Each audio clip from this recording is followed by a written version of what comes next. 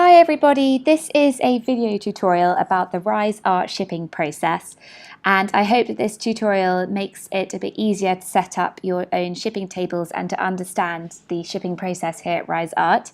I am Izzy and I am the artist champion here, and I am the in-house shipping expert. So if you have any shipping related questions or queries, please don't hesitate to get in touch with me personally because I'm more than happy to help. But hopefully this very exciting video all about shipping will make it a bit easier for you to understand when you're setting up your own shipping tables. So just to go through the shipping process here at Rise Art, what happens is that when an order is made, you'll package the work and organise the courier, and we handle it from the point that you tell us the tracking number. Although you will pay for the shipping up front, you will be reimbursed because ultimately it is the customer that pays for the shipping. The shipping price is added on to the artwork price when the customer adds the piece into their basket. And the price that is added on for shipping and the price that you then get reimbursed is defined from your shipping tables. So you can see their importance. What happens is if you haven't set up your own shipping tables, an automatic price from our default Rise Art shipping tables will just automatically be applied. The prices for our default shipping tables are found here, so you can see that it's £10 to the UK, 25 to Europe and 15 to North America, for example. These prices are set for works that come rolled in tubes, so that's why they're on a little of the low side. If you're happy with these prices and you're happy to charge this amount for shipping, then that's fine. You probably can stop watching this video. But if not, and in more cases than not, it is sensible to set up your own shipping tables because, for example, if your works are ready to hang, they're large or they're sculptures, or you will be undercharging for shipping. So that's why the tables are really important. So to set up your tables, you need to go into the seller console, which is where all the magic happens. And in your settings section, you'll see your shipping section in here. Here is the shipping dashboard, and this is where all your beautiful tables will display once you've added them. So I need to add a first table. You'll have an option to set this table as your default shipping table. You can only have one default table, and just like the name states, it will be used as your primary table, the table that the system will automatically use if you haven't set it to anything else. So it's really handy to do, and it's best to put the costs in this table to the cost that will speak to the majority of your work. So going forward, I'm going to pretend that I am an artist. I paint wonderful works on canvas that roughly measure about 90 by 90. Most of my works are about this size. I have a small selection of works that are a bit smaller, 40 by 40, and some that are even smaller than that, 20 by 20. But in most instances, it's about 90 by 90. Therefore, for me, it makes sense to start with this, set it as my default table, because these are the prices that will speak to the majority of my works. So here we go. Shipping table for my works that are approximately 90 by 90. That doesn't mean to say they have to be exactly 90 by 90. It's give or take or so. I mean, you could have them, say, 80 by 70 could fall into this category, or 100 by 90 could fall into this category, just around this price. And I'm going to call this my large pieces. Don't worry about parent table. Just go on and save your table. You'll then come to this page where you can see that the Rise Art standard prices have just been automatically pulled in.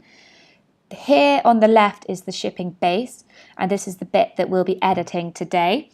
On the right is your variable shipping percentage. Do not worry about this because this needs to stay at 0%. It is the shipping base that we'll be editing. To find out exactly how much to charge and how much to edit the base, There are loads of online estimate companies out there, and you'll need to find the right one for you depending on where your countries are being shipped from. So in this instance, I'm going to say I'm a UK artist, and for UK we find that sites such as Interparcel and Transglobal Express provide very good quotes. So let's start from shipping from UK to UK. So my pieces are 90 by 90. Don't forget to add on a little bit of wiggle room because naturally your pieces will expand a bit once you've packaged them up.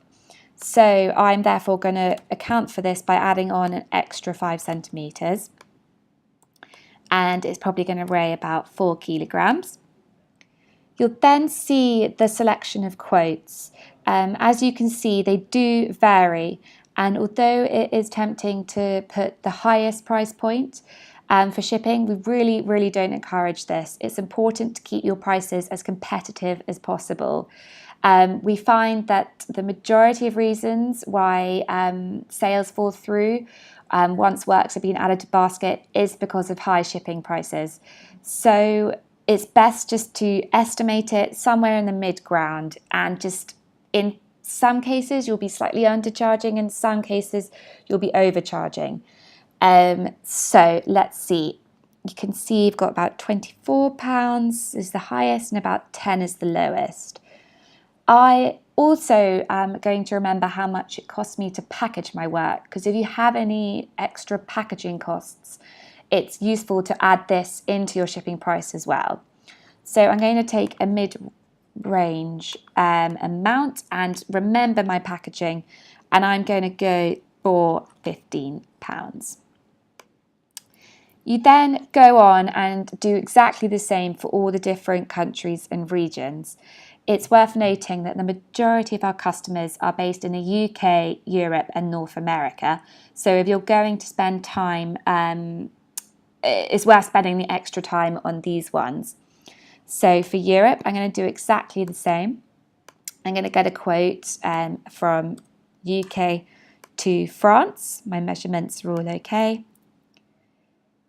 So you can see it here, a little bit more expensive. Okay, I'm going to double check that with somewhere else in Europe.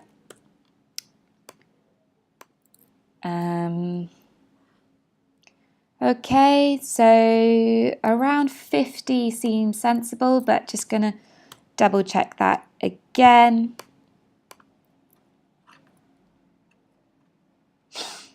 Okay, I think 50 is good place. It takes into account my packaging costs as well. This always stays at 0, don't forget that. And I do that. And then I just go on and I do exactly the same for all the other countries and regions. I get my estimate, I include any extra packaging costs, and I remember that my works do expand a little with the packaging. They put on a little bit of shipping weight. Okay, so that makes sense. Okay, I'm not going to do them all, but imagine I've gone through and I've overridden all of them. I then might want to add a rate. This is handy to specify a particular country. Say if you're a Spanish artist and you want to specify how much it is to ship that work within Spain, because shipping within the same country is going to be cheaper. So it is handy to have a particular shipping rate for your country of origin. Percentage charge 0. So I'm happy with it all. I've overridden all these details. I then go back and I check and I can see that it's all good. It's my default one, and I save my table. I then go back to my shipping dashboard and I'll see now my table here, and it's my default. So it's looking good. I then also have those smaller pieces. So I go back in and I add in another table.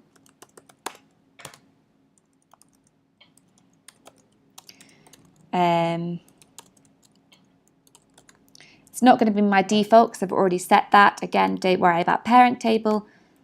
And then I just do exactly the same. I go back to the quote company And all I do here is just edit the dimensions. So I've got 40 by 40, adding on that shipping weight, and getting my quotes from here.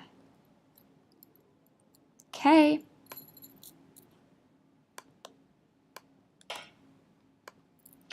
And so on and so on, and then I will go through and override all of those. So do that with as many tables as you like. I recommend that you have your shipping tables for your larger works, your large, small, medium. You can also have different tables for works that are stored in different countries. So for example, although I'm a UK-based artist, it might be handy to have a separate table for works, my works that are stored in the US. So here is really where you specify them all.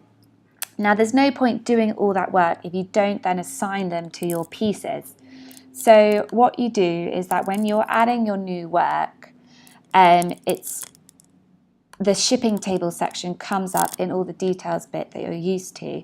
So the description, year, all this, and here is shipping tables. So as you can see, the Rise Art default shipping table has been applied.